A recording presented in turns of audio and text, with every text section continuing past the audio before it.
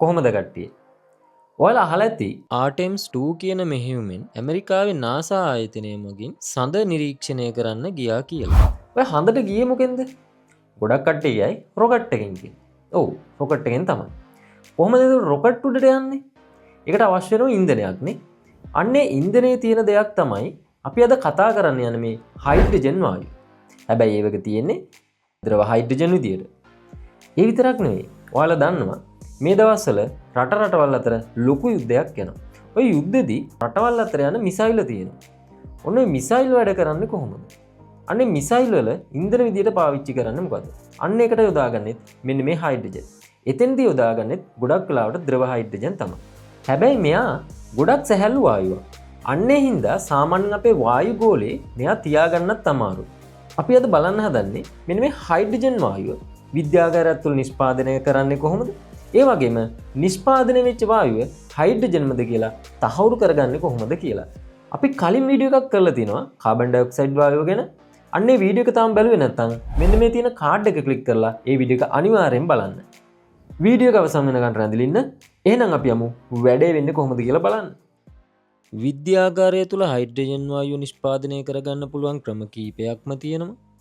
එකක් තමයි magnesium ලෝහය තනුක sulphuric අම්ලයත් එක්ක ප්‍රතික්‍රියා කරවල ගන්න පුළුවන්. ඒ වගේම මැග්නීසියම් ලෝහය තනුක හයිඩ්‍රොක්ලෝරික් අම්ලයත් එක්ක ප්‍රතික්‍රියා කරවල ගන්න පුළුවන්. ඒ වගේම සින්ක් ලෝහය තනුක හයිඩ්‍රොක්ලෝරික් අම්ලයත් එක්ක ප්‍රතික්‍රියා කරවල ගන්න පුළුවන්. අද අපි කරන්න හදන්නේ මෙන්න මේ දැන් තුන්වෙනියට කියපු සින්ක් ලෝහය තනුක හයිඩ්‍රොක්ලෝරික් අම්ලයත් එක්ක ප්‍රතික්‍රියා කරවල තමයි මේ හයිඩ්‍රජන් වායුව නිෂ්පාදනය කර ගන්න හදන්නේ. අපි මුලින්ම බලමු මේ පරීක්ෂණය කරන්න අවශ්‍ය වෙන දේවල් ටික. මේ වගේ ප්ලාස්කුවක් ඕන වෙනවා, ඒ වගේම තිසල් පුනීලයක්, වායු සංග්‍රහණ මංචකයක්, සින්ක් කැබලි ටික, ඊට පස්සේ වායු සරාවක්, ඊට පස්සේ පරීක්ෂණ නලයක් ඕන වෙනවා, එහෙම නැත්නම් වායු සරාවක්, ඒ වගේම තනුක HCl අම්ලයක් අවශ්‍ය වෙනවා.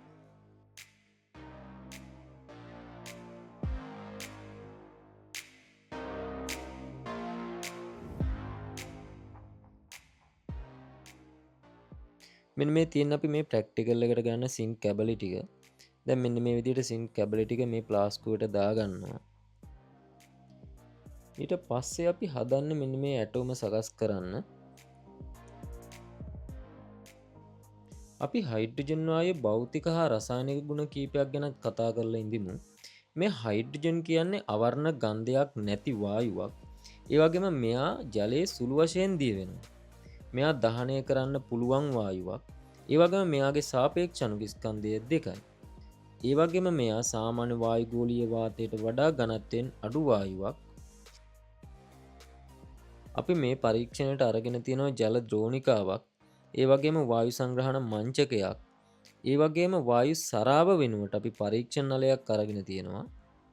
මෙතෙන්දී සැලකිලිමත් වෙන්න ඕන වැදගත්ම දෙයක් තමයි මේ ප්ලාස්කුව තුළට කිරල ඇබය හරහාමම තිසල් පුනීලය වගේම වායු පිට වෙලා යන වීදුරු නලයේ කෙළවරකුත් ඇතුල් කරලා තියෙනවා. අපි තනුක හයිඩ්‍රොක්ලෝරික් අම්ලය දානකොට අනිවාර්යයෙන්ම තිසල් පුනීලය අම්ල ද්‍රාවණය තුල ගිලී තියෙන්න ඕන.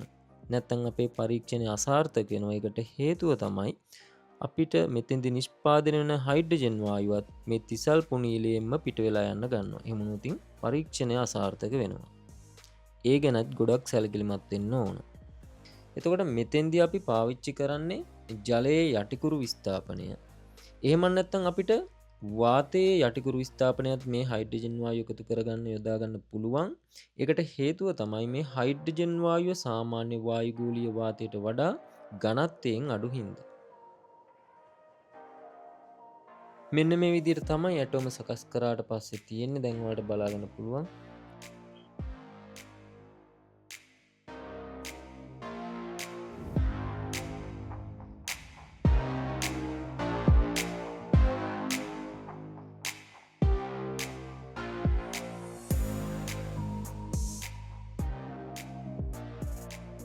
දැන් අපි හදන්නේ මෙන්න මේ පරීක්ෂණ නලයේ සම්පූර්ණයෙන්ම ජලයෙන් පුරවගෙන මෙන්න මේ වායු සංග්‍රහණ මංචකයේ උඩින් තියන්න. අපි මෙතෙන්දී හයිඩ්‍රොක්ලෝරික් අම්ල ද්‍රාවණයක් යොදාගන්නේ මේක නිරීක්ෂණ ඉක්මනට ගන්න ඕන හින්දා. ඒ හින්දා අනිවාර්යෙන් ඔයාලා ඉස්කෝලේදී මේ ප්‍රැක්ටිකල් එක කරනවා නම් මොනම අවස්ථාවකදීවත් සාන්ද්‍ර HCl ද්‍රාවණය යොදා ගන්න එපා. තනු කෙච්සිය ලම්න ද්‍රාවණය යොදා ගන්න. දැන් ඔයාලට බලා ගන්න පුළුවන් වායු සරාවේ වායු බුබුලු වගේක් ඇවිල්ලා පිරෙනවා. ඒ වගේම ඒකේ තියෙන ජලය පහළට විස්ථාපනය වෙනවා. මෙන්න මේ ඇවිල්ලා තියෙන වායුව අපි හයිඩ්‍රජන්මද කියලා බලන්න තමයි දැන් හදන්නේ. අන්න ඒකට අපි යොදා ගන්නවා දැල් වෙන පුළිඟු කීරක්. දැල් වෙන පුළිඟු කීරක් අරගෙන මෙන්න මේ විදිහට පරීක්ෂණ නලයේ අසලට ලං කරනවා. එතකොට හයිඩ්‍රජන් වායුව නම් මේ පරීක්ෂණ නලය තුල තියෙන්නේ මෙන්න මේ විදිහට පොප් හඬකින් දැල්විලා යනවා. අපිට දැන් තහවුරු කරගන්න පුළුවන් මෙන්න මේ පරීක්ෂණ නලය ඇතුලේ තිබුණේ හයිඩ්‍රජන් වායුව කියලා.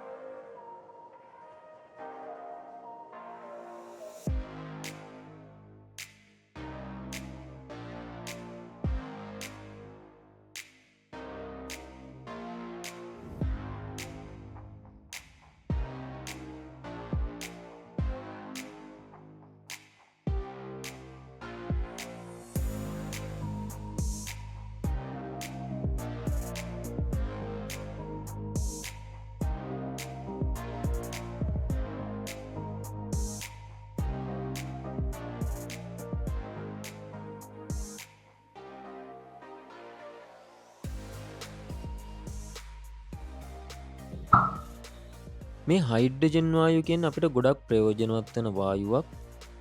රොකට් වල ඉන්ධනයක් විදියට හයිඩ්‍රජන් වායුව යොදා ගන්නවා.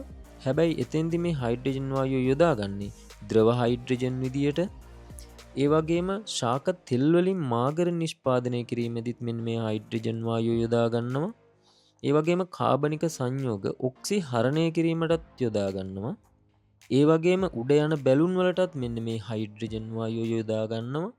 නයිට්‍රජන් වායුවත් එක්ක ප්‍රතික්‍රියා කරවලා ඇමෝනියා වායුව නිෂ්පාදනය කිරීමක් සිද්ධ කරනවා. ඒ වගේම යූරියා වගේ පොහොර නිෂ්පාදනය කරන්නත් මෙන්න මේ හයිඩ්‍රජන් වායුව යොදා ගන්නවා. මං හිතනවා හයිඩ්‍රජන් වායුව පිළිබඳ යම්කිසි දේවල් ටිකක් ඔයාලා දැනගන්න ඇති කියලා. වීඩියෝ එක හොඳයි නම් කමෙන්ට් එකක් දාගෙන යන්න. ඒ වගේම යාළුවන්ටත් ෂෙයා කරන්න. channel එක subscribe කරලා තියාගන්න. අපි එහෙනම් ඊළඟ වීඩියෝ එකකින් හම්බ වෙමු.